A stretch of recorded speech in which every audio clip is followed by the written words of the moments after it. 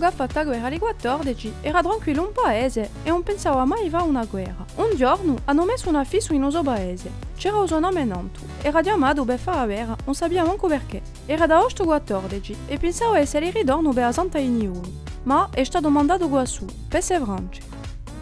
Qua là ha scoperto l'orrore, la guerra, la fame, le tranchée, i dopi, la morte. È stato mandato in prima linea con i neri e l'arabi di colonie. Perché? Les Corses sont d'excellents guerriers. Aveva letto un ministro. La storia ufficiale dice che l'hanno mostrato così uso amore per la Francia, ma non sapevano manco ciò che li facevano questi. I corsi in 14 avevano meno permissione che gli altri, costava troppo caro i bagagli o viaggio. E così la storia di un glorioso reggimento di 173 che ha visto correre tanto sangue.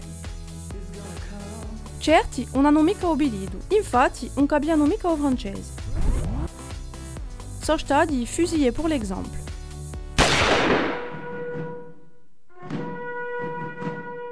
Il corso che ha fatto la guerra in 14, la storia dice che ha mostrato il suo amore per la nazione francese e la sua repubblica. Le poilu di 14, il suo nome è scritto in un monumento in paese.